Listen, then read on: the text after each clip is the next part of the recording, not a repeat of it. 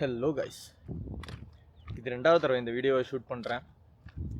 இந்த வீடியோ எதை பற்றி இருக்கும் அப்படின்னு பார்த்தீங்கன்னா, பல விஷயங்களை பற்றி பேச போகிறேன். ஆனால் அதில் குறிப்பிட்டு நான் ஆரம்பிக்கணும்னு நினைக்கிற விஷயம் வந்து கொஞ்ச நாளைக்கு முன்னாடி நடந்த ஸ்டூடெண்ட் ப்ரொட்டஸ்ட்.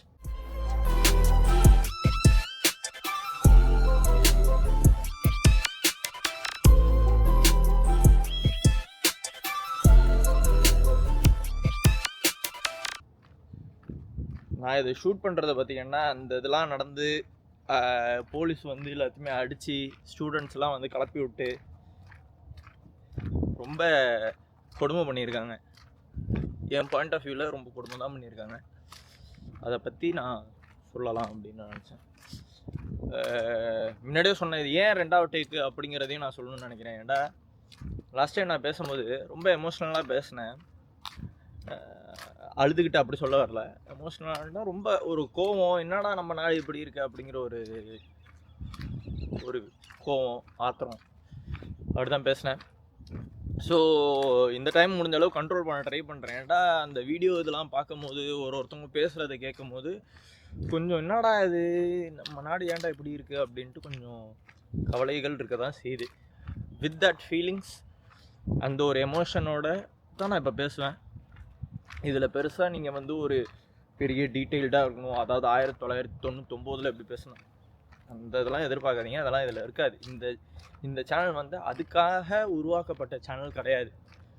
இந்த சேனல் எதுக்குன்னா, நான் பேசணும்னு நினைக்கிற விஷயங்களை வந்து உங்கள்கிட்ட வந்து சேர்க்கணும். அதுவும் ஏன் புரிதலில் என்னோட பாயிண்ட் ஆஃப் வியூ வந்து உங்களுக்கு டெலிவர் பண்ணணும் அப்படிங்கிறது தான் வந்து இந்த சேனலோட கோலை ஒழிய ரொம்ப டேட்டா ஓரியன்டாக அது அப்படிலாம் கிடையாது. அந்த மாதிரி சேனலில் ஆல்ரெடி நான் வந்து பிராண்ட் ஃபேஸ் ஆஃப் அப்படின்னு ஒன்று வச்சுருக்கோம். அந்த பிராண்ட் ஃபேஸ் ஆஃபில் பார்த்திங்கன்னா பிராண்டை வந்து நம்ம பிரேக் டவுன் பண்ணி டீட்டெயில்டாக அதில் பற்றி பேசுவோம்.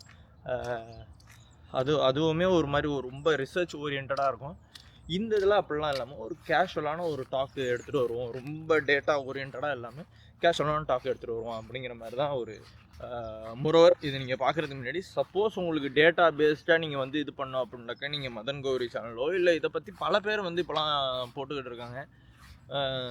ஸோ அவங்க இதை போய் பாருங்கள். இது வந்து என் பாயிண்ட் ஆஃப் வியூவாக மட்டும் தான் இருக்கும்.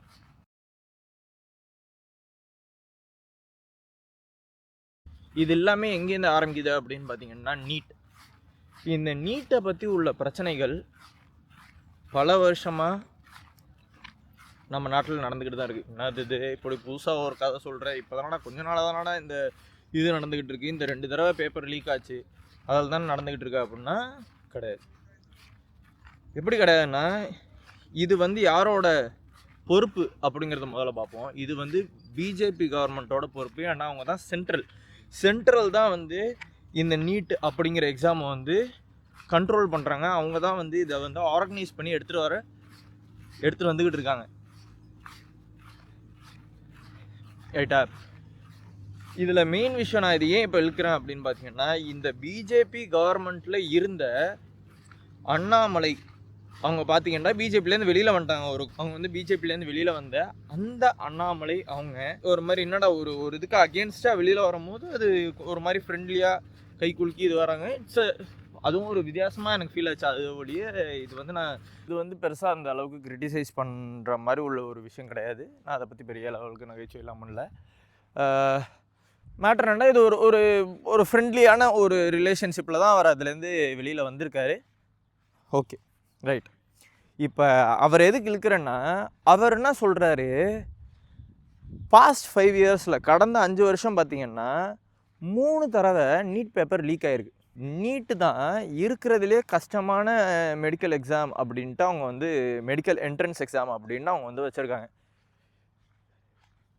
இந்த எக்ஸாம் வந்து ரொம்ப கஷ்டமாக இருக்குது அப்படிங்கும் போது பசங்களுக்கு ஆல்ரெடி அதுக்குள்ளே உள்ள ஸ்ட்ரெஸ் எல்லாமே வரும். இந்த நீட் எக்ஸாம் வந்து இவ்வளோ டஃபராகவும், இந்த நீட் எக்ஸாம் வந்து பசங்கள்கிட்ட இவ்வளோ ப்ரெஷர் எடுத்துகிட்டு வர்றதும் இருக்குங்கும் போது அது கவர்மெண்ட்டோட பொறுப்பு தானே அதை வந்து ஒழுங்காக ஹேண்டில் பண்ணி எந்த விதமான ப்ராப்ளமும் இதுக்குள்ளார வராத மாதிரி இது பண்ணுறது. ஏண்டாக்க இது ஒன்றும் நார்மல் கிளாஸ் டெஸ்ட் கிடையாதுல்ல.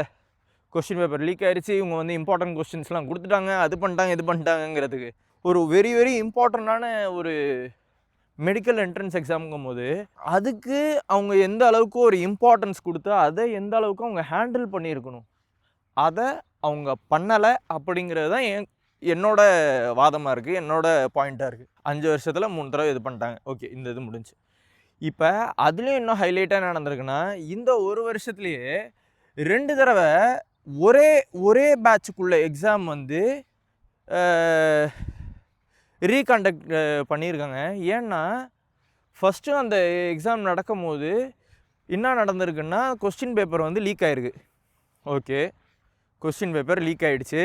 இது யாரோட தப்பு? முதல்ல இது வந்து பசங்க போய் எக்ஸாமில் எழுதிட்டு இருக்கும் போது எடுத்து லீக் பண்ண அப்படிலாம் கிடையாது. இல்லை, அப்படிலாம் இல்லை, அப்படி ஒன்றும் நடக்கல. இல்லை, இது என்ன நடந்திருக்குன்னா, உள்ள இந்த கொஸ்டின் பேப்பர் ரெடி பண்ணி அந்த இது பண்ணுற அந்த ஆர்கனைஸ் பண்ணுற அந்த இடத்துல உள்ள ஆளுங்க வந்து இதை லீக் மட்டும் பண்ணல, இதை விற்றுருக்காங்க.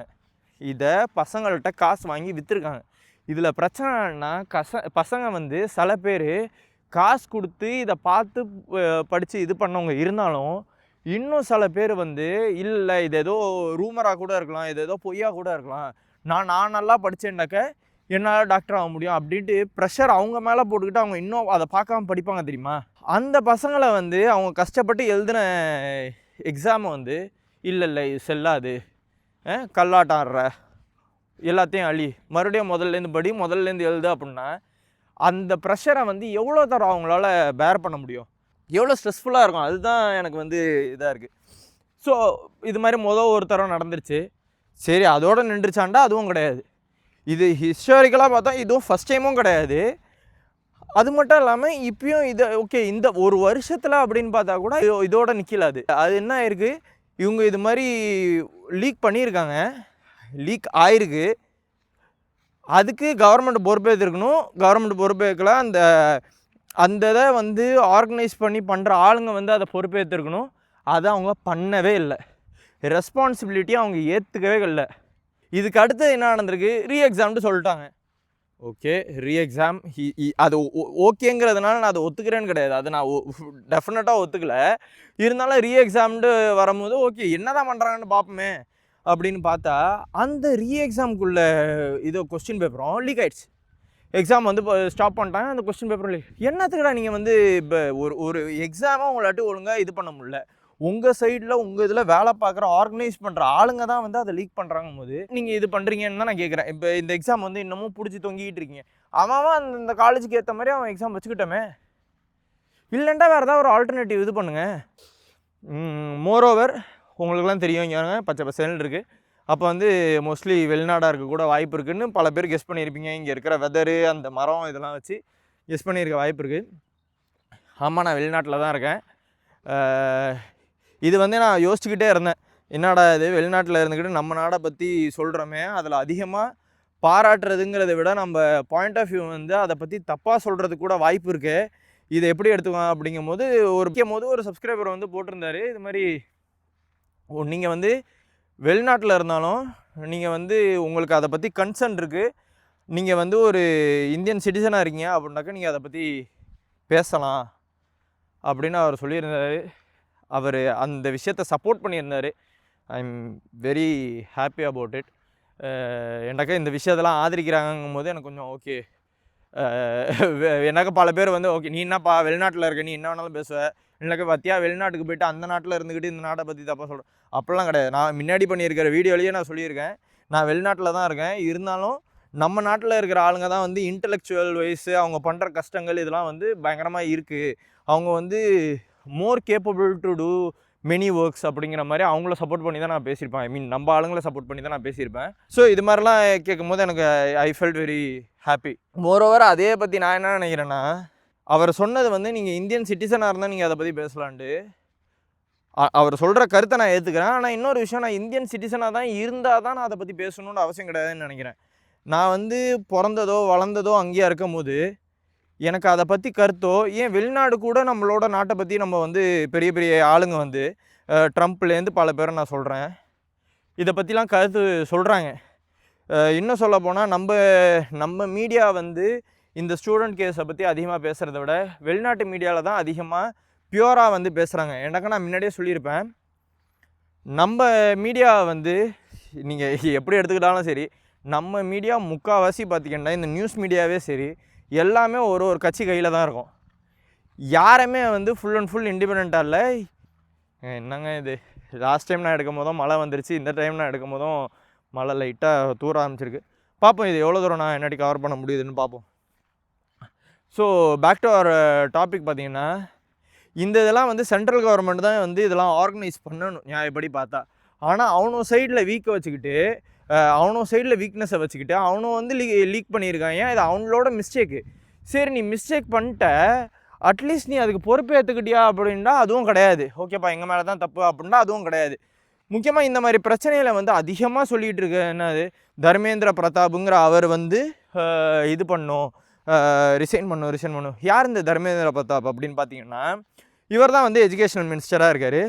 பட் இவர் ஏன் இன்னமும் பிஜேபி வந்து இது பண்ணாமல் இருக்காங்க, ரிசைன் பண்ணாமல் இருக்காங்க அப்படின்னு பார்த்தீங்கன்னா, டீட்டெயில்டாக சில வீடியோவில் போட்டிருக்காங்க. நான் புரிஞ்சுக்கிட்ட வரைக்கும் என்னென்னா, நார்த் சைடில் ஒரு இதில் ஒரு ஸ்டேட்டில் பார்த்திங்கன்னா இந்த காங்கிரஸோட இதுவும் பவரும் அதிகமாக இருந்துக்கிட்டு அதுக்கப்புறமேட்டு அதில் நடந்த என்ன சொல்கிறது, அந்த கட்சியில் நடந்த சேஞ்சிங் ஆஃப் மெம்பர்ஸ், இது மாதிரி அங்கே நடக்கிற அந்த சேஞ்சில் வந்து என்ன இருக்குன்னா, இவர் வந்து தர்மேந்திர பிரதாப் வந்து காட் சம் பிளான், அவருக்குன்னு ஒரு ஐடியா இருக்குது. If I am not wrong, I think it's 1997 நினைக்கிறேன். அந்த டயத்தில் ஸ்டூடெண்ட்டுக்கு சப்போர்ட் பண்ணி இவரே வந்து இந்த தர்மேந்திர பிரதாப்புங்கிற இவரே வந்து ஸ்டூடெண்ட்டுக்கு சப்போர்ட் பண்ணி பேசியிருப்பார்.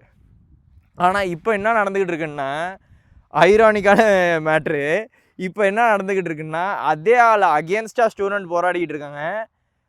லத்தியில் போலீஸ் எப்படி லத்தியில் ஆணியை வச்சு ஸ்டூடெண்ட்ஸை வந்து அடிக்கிறாங்க. நீங்கள்லாம் மறுபடியும் பேக் டு ஒரு டாபிக் பார்த்தீங்கன்னா 1997 அந்த மாதிரி அரௌண்ட் அது மாதிரி ஒரு timing. I'm not sure about the data இயர்லாம் கரெக்டாக எக்ஸாக்டாக சொல்கிறேன்னாண்டு. சப்போஸ் உங்களுக்கு டேட்டா ஓரியன்டாவோ இல்லை இது மாதிரி இன்ஃபர்மேஷன் ஸ்பெசிஃபிக்காக உங்களுக்கு வேணும்டா அதுக்குன்னு ரிலேட்டடாக இருக்கிற சேனல்ஸ் இருக்கிற பல சேனல்ஸ் வந்து இருக்குது, அவங்கள போய் பாருங்கள்.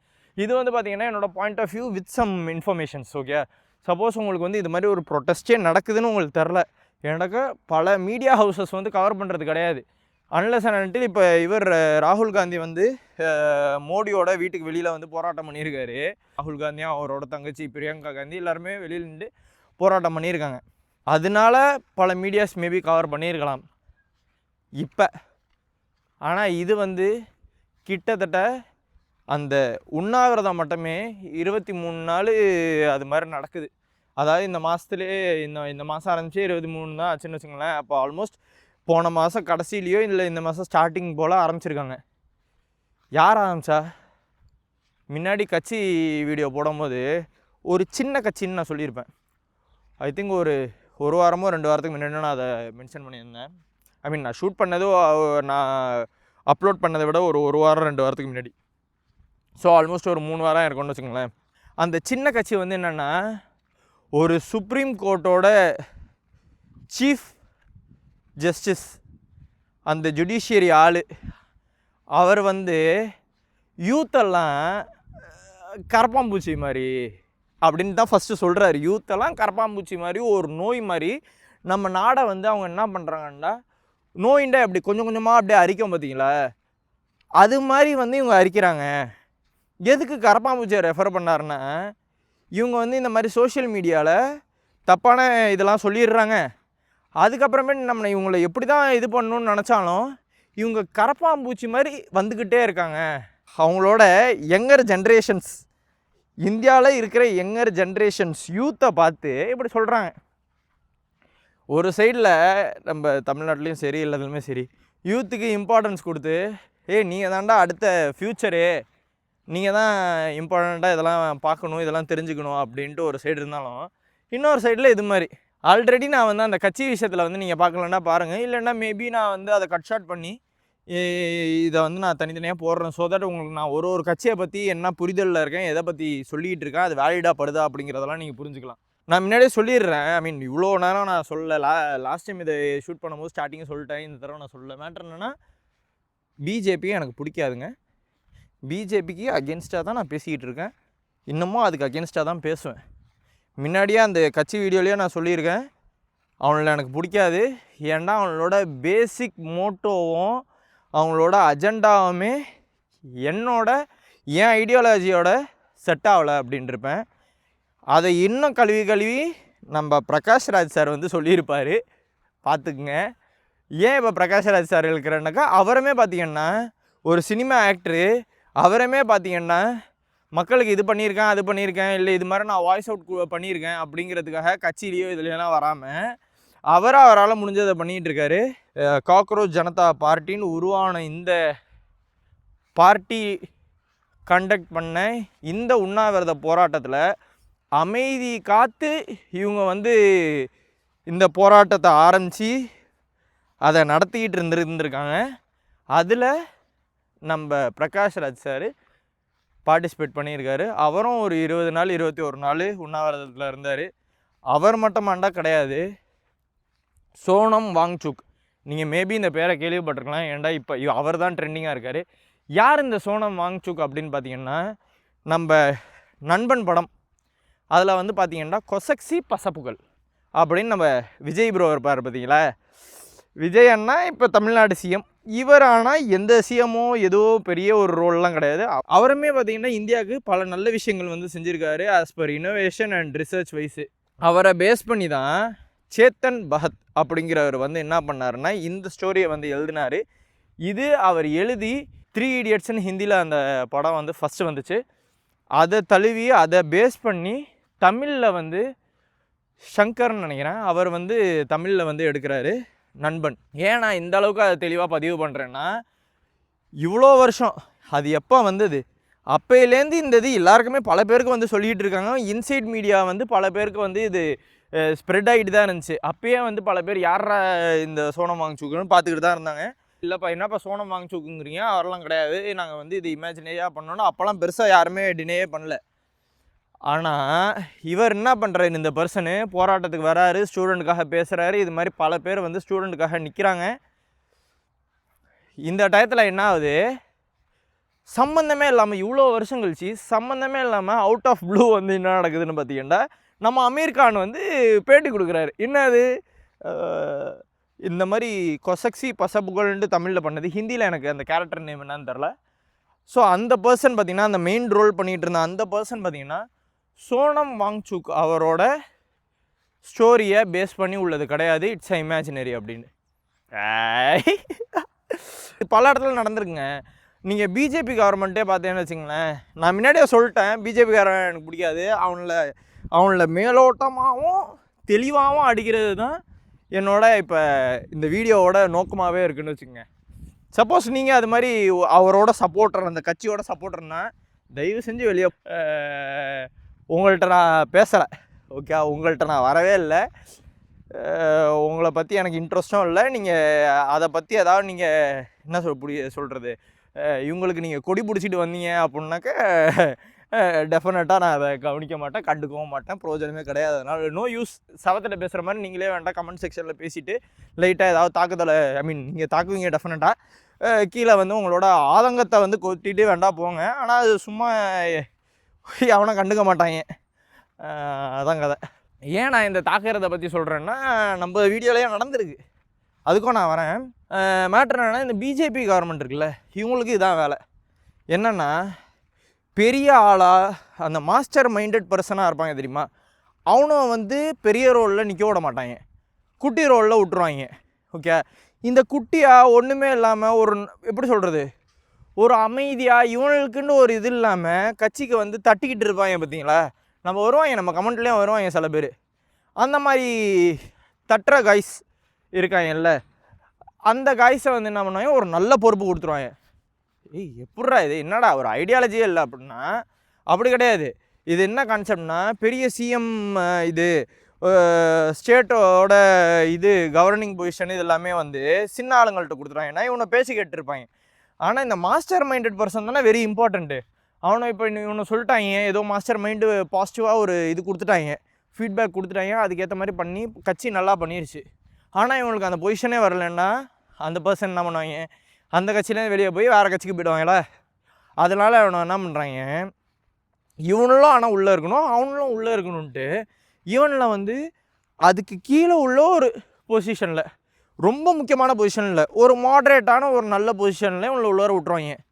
அப்படி வந்தவர் தான் நம்ம ஐயா தர்மேந்திர பிரதாப். பாருங்கள், நீங்களே ரிசர்ச் பண்ணி பாருங்கள், இதை பற்றி பல பேர் பேசியிருக்காங்க. ஐ திங்க் இவரும் வந்து அதை பற்றி பேசியிருக்காருன்னு நினைக்கிறேன். நம்ம சேரன் அகாடமி அவர் ஹுசைன் ப்ரோ வந்து பார்த்திங்கன்னா அதை பற்றி பேசியிருப்பார். பா யாருப்பா நீ போட்டு தாக்குன்னு தாக்குறீங்க, வேறு லெவலில் இருக்குது எனக்கு அதை பார்க்க. ஸோ அதை பற்றி டீட்டெயில்டாக பேசியிருப்பார். அவர்துலேருந்து நான் பார்த்தேன்னு நினைக்கிறேன். அவர் இதையும் போய் பாருங்கள்.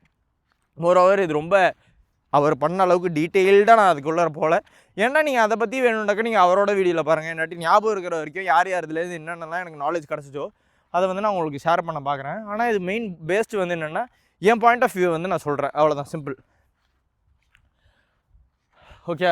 ஸோ இது மாதிரி தர்மேந்திர பிரதாப்புக்கு வந்து இந்த ரோலையும், அப்புறமேட்டு இன்னொரு ஆளுக்கு வந்து சிஎம் ரோலும் அது மாதிரி ஒரு முக்கியமான ரோலும் வந்து கொடுத்துருப்பாங்க. எனக்கு தர்மேந்திர பிரதாப் மாதிரி உள்ள ஆளுங்க, மாஸ்டர் மைண்ட் உள்ள ஆளுங்க, மேனிப்புலேட்டிவான ஆளுங்க வந்து வேறு கட்சிக்கு போயிட்டாங்கன்னா இவங்களுக்கு ஆப்ப இடமா, அதனால் அவங்களும் உள்ளே இருக்கணும். அது மட்டும் இல்லாமல் ஒரு வாய்ஸே இல்லாத நம்ம அந்த கட்சியோட மேலிடம் ஏதாவது ஒன்று பேசுகிறாங்கன்னு வச்சுங்களேன், மூடிக்கிட்டு கேட்டுக்கிட்டு இருக்க ஆளை வந்து பெரிய இடத்துல வச்சுருவாங்க. என்னக்க மாஸ்டர் மைண்ட்ஸ்லாம் பெரிய இடத்துல வச்சாங்க, ஏதோ ஒரு கருத்து வேறுபாடு நடக்குதுன்னாக்கா டக்குன்னு வெளியில் போய் வெளி கட்சியில் வந்து இவனும் ஒரு பெரிய பொசிஷன் கிடைக்கிறது மட்டும் இல்லாமல் வெளிய கட்சியில் வந்து மொத்தத்தையும் இவனை லாப் அடிப்பாங்களா, இதெல்லாம் வச்சு இவனும் ஒரு மாஸ்டர் மைண்டாக இது மாதிரி ஒரு ஹைரார்கியை செட் பண்ணி வச்சுருக்காங்க. அப்படி தான் பிஜேபி கவர்மெண்ட் வந்து நடக்குது. இந்த சைடில் இப்படி நடந்துக்கிட்டு இருக்கும்போது இங்கே வந்து சோனம் வாங்சுக் வந்து போராட்டம் பண்ணுறாரு. போராட்டம் பண்ணி கிட்டத்தட்ட 20 நாள் முடிஞ்சு. 20 நாள் முடிஞ்சதுக்கப்புறமேட்டு நம்ம சார் அமீர் கான் வந்து உள்ளர வராரு. அவர் பேசுனதை வந்து நான் தப்புன்னு சொல்ல வரல, ஏன்னா என்னாட்டி சில விஷயங்கள் புரிஞ்சிக்க முடியுது அவருக்கு என்ன நடந்திருக்கோண்டு. ஆனால் அவர் வந்து சம்மந்தமே இல்லாமல் இவ்வளோ வருஷம் இல்லாமல் நண்பன் படம்னா நேத்தா வந்துச்சு, இல்லை போன வாரம் வந்துச்சா, பல வருஷம் ஆகிடுச்சு. அந்த நண்பன் படத்தில் வந்து இவர் வந்து அந்த கொசக்சி பசபிள் கிடையாது அப்படின்ட்டு நம்ம அமீர் கான் வந்து சொல்கிறார். என்ன மேட்டர்னா, இவர் ஒரு முக்கியமான ஆள்.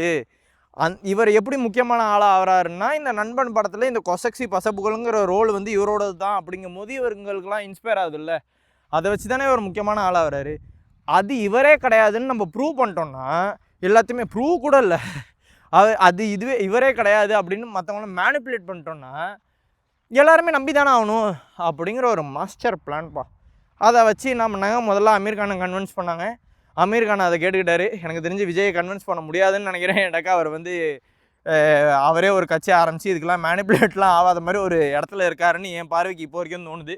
அவரும் அங்கே சேருவாரா என்னன்னு எனக்கு தெரில. அமீர் கான் வந்து ஓப்பனாக இருக்கிறதுனால அவரை வந்து இது பண்ணி எனக்கு தெரிஞ்சு ப்ரெஷரைஸ் பண்ணியிருப்பாங்க. ப்ரெஷரைஸ் பண்ணி அவர் வந்து சொல்கிறாரு, இது மாதிரி இல்லை அந்த கேரக்டருக்கும் இவருக்கும் சம்மந்தம் இல்லை, இது வந்து ஒரு இமேஜினரி கேரக்டர்னு ஒரு போட்டார். Very good, very nice. யாருமே பெருசாக அதை கவனிக்கவே இல்லை. ஏன்டா சோனம் வாங்சுக் வந்து நண்பன் படத்தில் தான் இருந்தவர் அப்படிங்கிறதே பெருசாக யாருமே ஸ்டார்டிங் கவனித்ததே கிடையாது. அதனால் அவர் யார் என்ன எதுங்கிறதெல்லாம் அவர் பெருசாக பார்க்காம, அவர் ஒரு பெரிய ஆள், அவர் ஒரு பெரிய இன்வென்ட்ரு, அவர் ஒரு பெரிய சயின்டிஸ்ட்டு அப்படின்ட்டு அவருக்குள்ள மரியாதைங்கிறது வந்து இருந்துக்கிட்டு தான் இருக்குன்னு என் கண் பார்வையில் தெரியுது. அது மட்டும் இல்லாமல் பிரகாஷ் ராஜ் நம்மளுக்கு முன்னாடியே தெரியும், பல இடத்துல வந்து மோடி அவரை வந்து எதிர்த்து பேசியிருக்காரு. அவரை பிடிக்கலைங்கிறத வந்து பல இடத்துல அவர் வந்து பதிவு பண்ணியிருக்காரு. இந்த இடத்துலையுமே அவர் வந்து பதிவு பண்ணுறாரு. எப்படின்னா எதுவுமே பேசாமல் ஒரு அமைதியாக ஒரு போராட்டம், சாப்பாடு இல்லாமல், உண்ணாவிரதம், சாப்பாடு இல்லாமல். ஓகே, இது மாதிரி பெரிய ஆளுங்க இருக்கும் போது என்ன பண்ணுறாங்க, இப்போ பெரிய ஆளுங்களை வந்து போக வச்சாகணும். அமீர் கானை வச்சு ட்ரை பண்ணாங்க. அவரோட இன்னமும் பேஸ் வந்து ஃபேன் பேஸ் வந்து குறையில அப்படின்னு புரியும் போது இவங்க என்ன பண்ணுறாங்க, இப்போ முதல்ல நம்ம சோனம் வாங்சுக்கை அங்கேருந்து காலி பண்ணணும், தூக்கணும் அப்படின்னு ஒரு பிளானு. ஸோ இப்போ அதுக்கு என்ன பண்ணுறாங்கன்னா, சோனம் வாங்சுக்கை வந்து மெடிக்கல் இஷ்யூ அப்படி இப்படின்ட்டு அங்கேருந்து தூக்குறாங்க. தூக்குனதுக்கப்புறமேட்டு அவரே வந்து ஒரு நாப்கினில் வந்து எழுதி இது மாதிரி போடுறாரு, என்னோட பேச்சு சுதந்திரம் வந்து இங்கே வந்து ரெஸ்ட்ரிக்டடாக இருக்குது, பேச்சு சுதந்திரம் வந்து ரெஸ்ட்ரிக்டடாக இருக்குங்க அப்படின்னு சொல்கிறார். ஏன்டா கொடியை பிடிச்சிட்டு வரக்கூடாதுல்ல, பதிவு பண்ணுறேன். அதனால் பேச்சு சுதந்திரமும் இல்லை, ரெஸ்ட்ரிக்டடாக தான் இருக்குதுன்னு நான் பதிவு பண்ணுறேன். எனக்கு இதுக்கு முன்னாடியும் நான் வந்து பதிவு பண்ணியிருக்கேன் அந்த கட்சிகள் பற்றி பேசுகிற அந்த வீடியோவில். ஸோ இப்போயுமே நான் அதை வந்து பதிவு பண்ணுறேன். ஸோ அவரை வந்து தூக்கிட்டு போகிறாங்க. தூக்கிட்டு போனது மட்டும் இல்லாமல் அங்கேருந்து மேனிப்புலேஷன் நடக்குது. எனக்கு ஹாஸ்பிட்டலில் அப்படிங்கும்போது இவங்களாட்டி கண்ட்ரோல்டு என்வாயர்மெண்ட்டாக இருக்குது. ஓப்பனான ஒரு கிரவுண்டு அப்படிங்கும்போது கண்ட்ரோல்டாக அவங்களாட்டி வச்சுக்க முடியாது. மீடியா அங்கேருந்து இது பண்ணுவாங்க, எல்லா இடத்துலையும் ப்ரெஷர் இருக்குமா. இப்போ ஹாஸ்பிட்டலில் போய் சேர்த்துட்டாங்க அப்படிங்கும்போது கண்ட்ரோல் அதிகமாகுது. அது அப்படின்னா கவர்மெண்ட் ஹாஸ்பிட்டல் தான். அவங்க ஒய்ஃபே வந்து ரிக்வஸ்ட் பண்ணியிருப்பாங்க, நாங்கள் இவரை வந்து ப்ரைவேட் ஹாஸ்பிட்டலுக்கு வந்து அழைச்சிட்டு போயிடுறோண்டு, நாங்கள் இங்கே வைக்க சொல்கிறோன்னா வைங்க அப்படின்ட்டு அங்கே ஒரு மேனிப்புலேஷன் நடந்திருக்கு. அங்கே ஒரு 2 மினிஸ்டர்ஸு போயிருக்காங்க. போய் இவரை வந்து இதை விடுங்க, நீங்கள் போராட்டம் பண்ணாதீங்க அப்படின்னு சொல்லியிருக்காங்க. அதுக்கு இவர் வந்து 3 விஷயத்த வந்து சொல்கிறார். தர்மேந்திர பிரதாப்னு இருக்கிற இந்த எஜுகேஷனல் மினிஸ்டரை வந்து வெளியே போப்பா தம்பி அப்படின்ட்டு பிஜேபி கவர்மெண்ட் வந்து அனுப்பிச்சி விடணும் அப்படின்ட்டு ஒரு விஷயம் சொல்கிறாரு. இப்போ இதுக்கு வந்து இப்போ நீட்டு விவகாரம் அங்கே நடந்த பிரச்சனைக்கு வந்து எங்கள் கவர்மெண்ட் வந்து பொறுப்பேற்றுக்குது அப்படின்ட்டு சொல்லணும். அதை வந்து பார்லிமெண்ட்டில் வந்து இந்த இதை ஓப்பன் பண்ணணும், பார்லிமெண்ட்டில் இந்த டாப்பிக்கை வந்து அதை பற்றி பேசணும் அப்படின்னு சொல்கிறாரு. பார்லிமெண்ட்டில் இந்த டாப்பிக்கை பேசணும். நாங்களும் அங்கே வந்து ரொம்ப நேரம்லாம் இல்லை, ஒரு கொஞ்ச நேரம் தான் இருப்போம். இந்த விஷயத்தை பற்றி மட்டும் பேசிவிட்டு நாங்கள் அங்கேருந்து கிளம்பிடுவோம் அப்படின்ட்டு இந்த 3 கோரிக்கையை வந்து வைக்கிறாரு. இதுக்கு அடுத்தது என்ன நடக்குதுன்னா, நம்ம சிஜேபியோட லீடரோ ஸ்போக்ஸ் பர்சனோ இப்போ என்ன பண்ணுறாங்க, மேனிப்புலேட் மறுபடியும் நடக்குது. என்ன மேனிப்புலேஷன்டா, அவர் எங்கேயோ அடி வாங்கியிருக்கிற மாதிரி ஏதோ ஒரு ஃபோட்டோ தான் இருக்குதுன்னு நினைக்கிறேன். நான் அதை பார்க்கும்போது எங்கேயோ அடி வாங்கின மாதிரி தான் இருக்குது. இந்த சைடெலாம் லைட்டாக ப்ளீட் ஆகின மாதிரி தான் எனக்கு தெரிஞ்சு பார்க்கும்போது. நீங்கள் என்னான்னு பார்த்து சொல்லுங்கள். ஃபிசிக்கலாக ஏதோ அவரை இது பண்ணி இந்த இதெல்லாம் பண்ணியிருக்காங்களா என்னன்னு தெரில. அவர் வந்து பர்கர் சாப்பிட்ற மாதிரி. ஏன் இது வந்து முக்கியமாக இதாகுதுன்னா, சிஜேபி லெட் ப்ரொட்டஸ்ட் தான் வந்து இந்த ஸ்டூடெண்ட் ப்ரொட்டஸ்ட் வந்து இது இருந்துச்சு.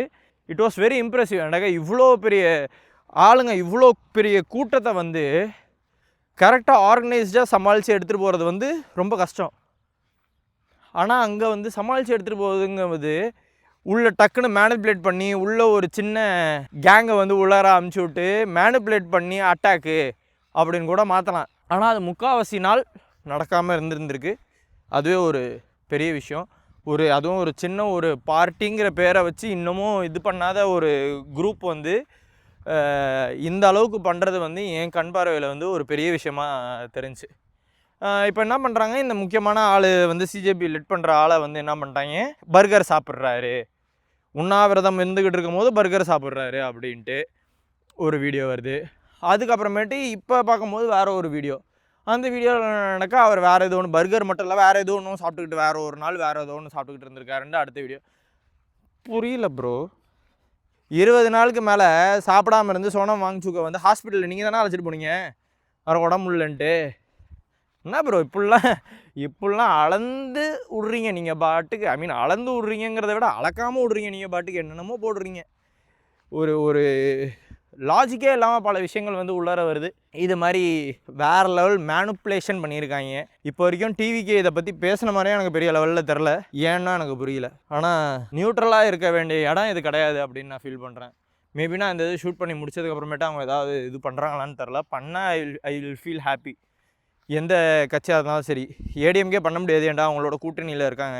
எனக்கு உண்மையிலேயே ஒரு மாதிரி க்யூரியஸாக இருக்குது, ஏன் அவங்களோட கூட்டணியில் இருக்காங்க, இது உண்மையிலே ஒரு ப்ராப்பரான பார்ட்டி தானே அப்படிங்கிற ஒரு பிஜேபியை சொல்கிறேன். அவங்க உண்மையிலே ஒரு ப்ராப்பரான பார்ட்டி தானே அப்படின்லாம் சில கேள்விகள் இருக்குது. இன்னொரு சைடில் பார்த்திங்கன்னா சென்ட்ரலில் வந்து பிஜேபி தான் இவ்வளோ அகேன்ஸ்டாக நம்ம சொன்னாலும் ஆல்டர்னேட்டிவாவோ அந்த இடத்துல ஒரு இதை வந்து பார்ட்டியை வச்சு பார்க்க முடியல. எப்படியாவது இதுக்கு ஆல்டர்னேட்டிவ் வராதான்னு நான் ஏங்கிட்டு தான் இருக்கேன். காங்கிரஸ் வந்து அங்கேயே சொல்லியிருப்பேன், காங்கிரஸை வந்து பல பேரை வந்து காங்கிரஸில் வந்து பலி கொடுத்துருக்காங்க. ஐ மீன் கோர் பீப்புள் வந்து இறந்துருக்காங்க, மக்களால் இறக்கப்பட்டாங்கன்ட்டு இது வருது.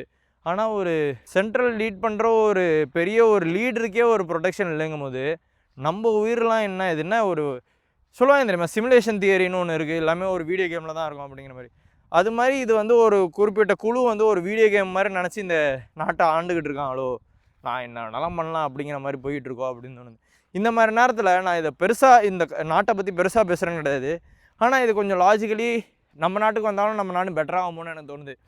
எக்ஸாம்பிள் இந்த யூஎஸ் வந்து பார்த்திங்கன்னா ஒரு ஒரு கேண்டிடேட் வந்து 2 தடவை தான் இதாக முடியும், பிரசிடெண்ட் ஆக முடியுங்கிறதும், அவங்க பிரசிடெண்ட் ஆகிறாங்கண்டா அவங்க சொத்தை வந்து அன்னோன் ஆள்கிட்ட வந்து ஹேண்டில் பண்ண சொல்கிறதும், இது மாதிரி விஷயங்கள்லாம் எனக்கு என்னமோ பரவாயில்லடா அப்படின்ட்டு இருந்துச்சு.